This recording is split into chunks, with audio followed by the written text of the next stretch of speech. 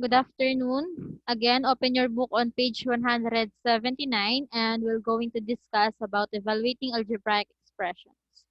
Okay, nabasa nyo na ba? Nabasa na? So, dito, an algebraic expression is meaningless until we determine its value or the number it represents.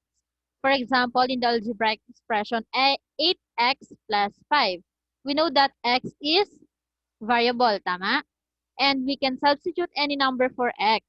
Once a number is substituted for x, then the algebraic expression 8x plus 5 will become a number. Again, i-share ko yung sa whiteboard para at least maintindihan nyo kung ano yung ina-explain ko na. Ayan. So, di ba, ang algebraic expression na binigay niya is 8x plus 5. So, meaningless daw ito until or dahil parang wala siyang value, di ba? Kasi ganyan lang siya. Meron pa tayong variable which is x. How about kapag pinalitan daw natin si x ng number? So halimbawa, papalitan natin siya ng 2. And then, it will become a number. So for example, we have 8 and yung x natin, papalitan natin siyang 2. So i-multiply natin siya sa 8 niyan later. So it will be 8 times 2 plus 5. And 8 times 2, that is 16. Then 16 plus 5, that is 21. So ngayon, number na siya. Yung 8x plus 5 kanina, nagkaroon na siya ng specific number which is 21. Nung sinubstitute natin or ginawa nating 2 si x. And the process of replacing variables appearing in a given algebraic expression with a given number and then simplifying the result is called evaluation. Anong tawag natin daw dito sa result? Evaluation. And dito meron tayong given na table. So which is yung work or yung hours work and yung salary. So in the table, age stands for the number of hours you work. Age ang ating representative ng number of hours. And the variable is a symbol, usually a letter, that represents one or more numbers. Therefore, in 50 age is the variable and 50 is the constant. So again, meron tayong expression na 50 age. And yung age dito, siya yung ating number of hours. And ang age daw, siya ang tinatawag nating variable. Okay? So that is variable. And ito, yung 50, siya ang tinatawag nating constant. So, magbigay na lang kayo ng inyong parang tanda kung paano nyo tatandaan yung pinagkaiba ng variable and constant. So, ganito. Kapag sinabing constant, yan ay number. Kapag sinabing variable, yan ay letter. Okay? Ano ulit kapag variable, Shan? Kapag variable Kapag po variable, letter po. Very good. And CJ? Letter po. Very good. CJ, what is constant? Number po. Number, very good. So ngayon, to evaluate an algebraic expressions means to replace a variable by a particular value and to simplify the expression. To ensure correct process of evaluating algebraic expressions, we should always apply the order of operations na kung saan yun yung rule na gagamitin natin, yung PEMDAS or GEMDAS rule. If you are still or you still remember the PEMDAS rule. So, P stands for parenthesis and yung ating E stands for exponential or yung exponent. And we have M or multiplication. Next, we have D or division. A for addition. And S for subtraction. Ngayon, meron tayong mga parang pair dito. Itong multiplication and division, and addition and subtraction. So dito, halimbawa, may arrangement tayong expression, di ba, from left to right. So kahit anong mauna sa multiplication or division, ang unahin natin kung sino yung nauna. Kahit nauna pa si division, unahin natin si division. Ganon din sa addition and subtraction. Kahit mauna sa subtraction, okay lang siyang mauna kay addition. Basta wag lang dito sa iba. Okay? May arrangement yan. So, meron tayo ditong example na kung saan we have to evaluate negative 2xy. So, this is the expression. And, ang x daw, ang value niya is negative 20. And ang y daw is negative 3. So, anong gagawin natin? Kung ang makikita mong x dito sa expression, papalitan mo siya ng kung ano yung value ni x, which is negative 20. And si y, papalitan mo siya kung anong value ni y, which is negative 3. So, kapag sinubstitute natin yan, magiging negative 2. Since walang operation yan, multiplication. So, negative 2 times yung x natin na negative 20 and yung y natin na negative 3. So, since yan, multiplication silang lahat, so okay lang kahit alin ang unahin dyan. And negative 2 times negative 20, since pareho silang negative, sa multiplication, magiging positive ang result. So, negative 2 times negative 20, that will be positive 40. 40 po. Very good. And meron pa tayong negative 3. So, positive 40 times negative 3, that is, so positive times negative, that is negative. Negative po ang 20 po. Very good. So, the final answer is negative 120. Okay? Given this expression and the value of x and y, we substitute and then the result will be negative 120. Clear? Clear na ba sa inyo? Teacher, Yes? yung dun po sa 8 times plus 5, paano po Ito? naging 2 yung, opo, paano po naging 2 Ito na. yung, Nag-assume X kami ng value ng x. 'Di ba dito sa problem kasi, ang sinabi niya lang is yung algebraic expression na 8x plus 5, we know that x is variable and we can substitute any number for x. So any number at nag-assume ako na 2 ang isa-substitute ko kay x. Okay? Example yan. Okay? Okay paano po. po nakuha yung 120 at saka 3 po dun sa x and y? Saan? Dito, Yung 20 sa and x, opo. 3. Given sila anak. So dito, di ba sabi niya, evaluate negative 2xy, 4x is negative 20, and y is negative 3. So given yan, kapag may mga binigay silang mga given number, so i-substitute mo lang sila. Di ba ang expression is negative 2xy? So yung x, papalitan mo negative 20. Yung y, papalitan mo negative 3. Nag-substitute lang tayo. Okay? Teacher? Yes? So, pag-identify niyo po kung saan po yung constant or variable sa kanila, i-answer niyo po. Tapos, pag may letter po, variable po siya. Yes. Tapos, pag puro number po, constant lang po. Yes. Okay po. And then, Ano dito, teacher pag wala tayo. pong Wala? binigay na number? Paanong wala? Kapag Pag wala, anong, kunwari, sabi niya lang, 2A, ay, wait lang. Halimbawa, 2AB, expression lang ito. Wala siyang binigay. Saan kayo? Dito sa accuracy? Tinitignan niyo yung accuracy?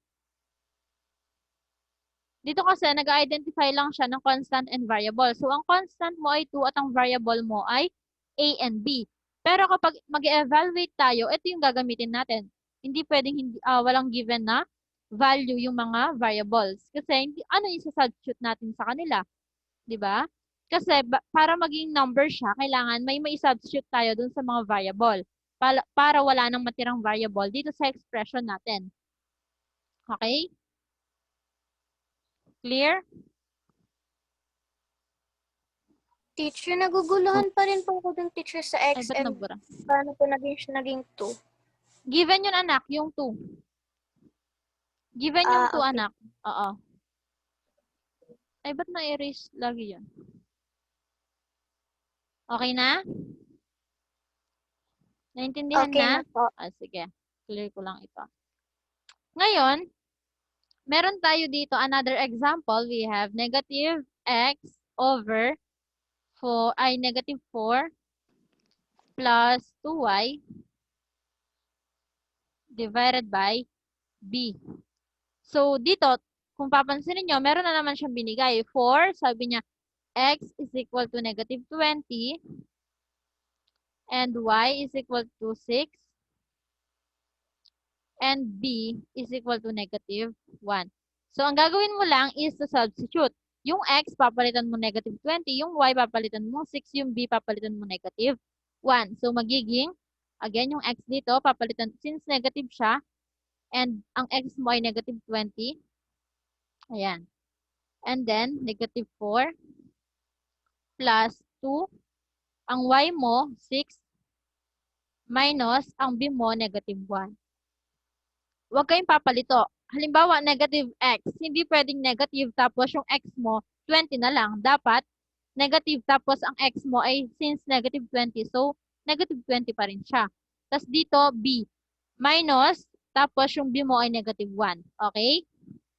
Huwag kayong papalito doon. So, ngayon, isolve na natin sila. So, negative times negative 20, that will be positive 20 na. Tama? So, i-rewrite ko na lang siya dito. So, magiging positive 20 na siya. And, yung kanyang denominator ay negative 4. Plus, ito, 2 times 6 ay divided by pala ito. Ayan. Plus 2 times 6 divided by, ito ay negative 1.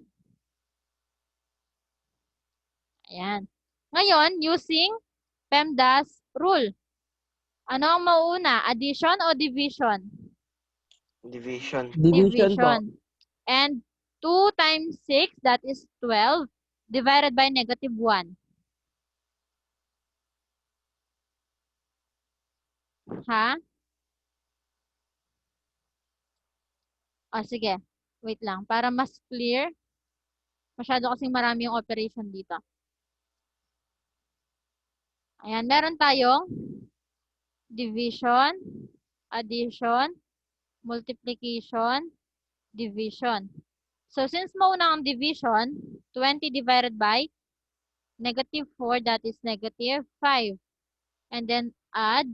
Tapos, ito, 2 times 6, that is 12, divided by negative 1. So, 12 divided by negative 1. Ilan? Di ba negative? Negative 12. 12. Ayan. And since ito, negative 5 at saka negative 12, pag pinag-add natin yan, magiging negative, tapos 5 plus 12, that is 17. So, the final answer is negative 17. Okay? Clear ba? On 20 Another divided... example po, teacher. Sige. So, another example, we have... Ito, fraction, may mas maguguluhan kayo. Ito, sige, bibigay ako. Ay. 2a b plus c. Halimbawa, ganyan. 2ab plus c. Ang a natin ay 3. Ang b natin ay 5. At ang c natin ay negative 10. Ay. Ayan. So, anong una natin gagawin? I-substitute. So, magiging 2 times kung ano yung A mo, which is 3. And yung B mo, ano yung B mo? 5. Plus, ang C mo ay negative 10. Ngayon, 2 times 3, 6 times 5, that is 30. And 30 plus negative 10. So, sa addition, kapag magkaiba sila ng sign, i-minus mo. So, 30 minus 10, that is 20. And ang sign na may pinakamalaking number, si 30, positive siya. Kaya ang sagot ay positive 20. Clear? Clear na? Teacher, last question na lang po ba? Yung equivalent po, teacher, ng A, B, C, given na po ba lahat yun? Yes. Oo. Laging given tong mga to. Yung mga variables dito. Laging may given value. Okay? O sige, another example. 10 x divided by y plus AB. Ayan. So, halimbawa, ang X natin ay 3. Ang B natin ay 6. Ang Y natin ay 5. At ang A natin ay 4. Halimbawa. So, anong unang gagawin? Mag-substitute. So, 10. Ano yung value ni X? 3 3 po. po. 3. Tapos, divided by, anong value ni Y? 5 5 po. po. 5. Plus, si A, 4 po. 4. Tapos, si B, 6. So, isolve natin. Meron tayong multiplication, division, addition, and multiplication. So, tanggalin ko lang sila. Ayan. Ngayon, 10 times 3, that is ilan? 30 po. 30 divided by 5, 6 po. 6. Anim Plus, po. 4 times 6. 4 times 6, 24. 24. And 6 plus 24, 30 po. 30. Oh. So, 30 is the final answer. Okay? Clear na? Clear na po. O, sige. Ngayon, meron tayo dito sa accuracy. Madali lang naman ito. Sabi niya, identify the constant and a variable in the following expressions. Halimbawa, iba yung bibigay kong example na 3x z minus 4. Halimbawa lang yan. So, we need to identify the constant and variable. So, ang gagawin nyo lang, maglagay lang kayo dito. Halimbawa, constant. Sa baba niyan, right? Constant. And then, ano yung mga constant dito sa expression na ito? Ano yung constant na given dyan? Yung 3 po, tsaka 3 4. and 3 po tsaka negative. Or sige, 3 and, 4. hindi pa pala given sa inyo yung mga sign. Ayan, 3 and 4. Ina-identify lang naman yung constant. And yung variable, X po. X And X at and saka Y po. Y, Z. X and Z. Okay? Clear na ba sa inyo yan? Basta ina-identify nyo lang naman kung ano yung mga constant and variable. Halimbawa, paano pag may exponent siya, teacher? So, kayong tatanungin ko. Ayan. So, variable or constant? Consider siya as Variable po. variable. Very good. Okay? Paano kapag may mga nakaparenthesis? Halimbawa, 2 multiplied by 5, A, B. So, alin dyan ang constant?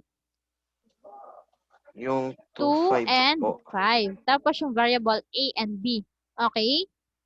Clear na ba? Opo. Next, meron tayo dito. Evaluate the following using the given value. So, ganun lang din, kagaya ng ginawa ko. Yung sinolve ko kanina. So, halimbawa itong sa number 1, y plus 3y. Isang variable lang siya, pero marami, yan, isang klaseng variable lang, pero marami siyang beses ginamit. At ang y natin ay 3. So, anong gagawin mo? I-substitute mo lang yung, ayan, yung y, papalitan mo lang siyang 3. Magiging 3 plus 3, since y ito ulit, times 3 again. Ayan. Divided by, ang y mo ulit ay 3. So, 3 plus 3 times 3 divided by 3. So, meron tayong addition, multiplication, and division. Anong mauuna? Multiplication po. So, magiging 3 plus 3 times 3, that is 9. And then, divided by 3. Okay? Pero, Di ba, meron tayong grouping symbol dito. Papansin niyo, may parenthesis. So, ang gagawin, ibig sabihin, ito muna ang isolve natin bago tayo mag-divide. And 3 plus 9, that is 12. Doon pa lang natin siya pwedeng i-divide kay 3. And 12 divided by 3, that is 4. Okay? Na-gets? Baka makalimutan nyo kasi meron tayong grouping symbol dyan. Clear? Another example, itong sa number 2, we have 5x plus 3y minus z divided by z squared. Dito may mga exponent.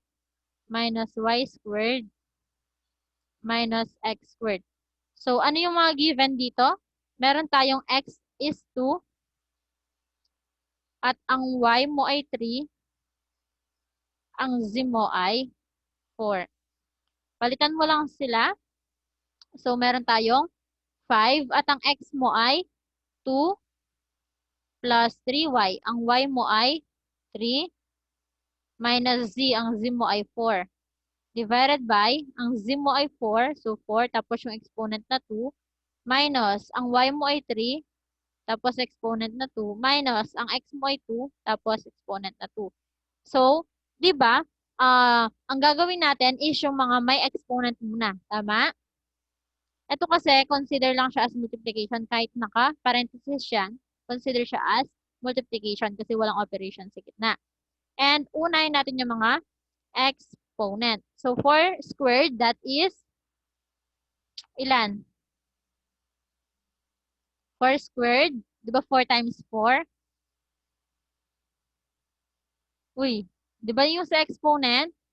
4 squared, equivalent yan sa 4 times 4. And 4 times 4, that is 16 po. 16 na. Hindi siya 16 4 po. times 2. Oo. Hindi siya 4 times 2 na. Kapag squared, ibig sabihin, dalawa daw beses si 4. So, 4 times 4.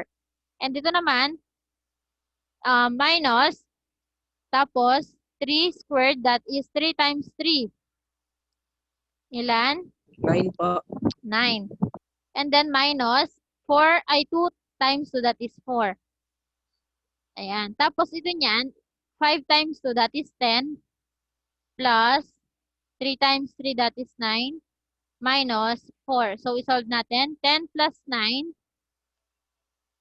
19, minus 4 15, and 16 minus 9, 8, 8 ba? 9, Sige. Ilan? 16 7 minus po. 9. 7. Minus 4, 3 po. 3. So, 15 divided by 3, 5 5 po. 5. So, 5 now is the answer. Okay, clear na ba sa inyo yan? Clear siya sa inyo yung sa about evaluating algebraic expressions. So, kung clear na, i-stop ko lang yung share. Yan.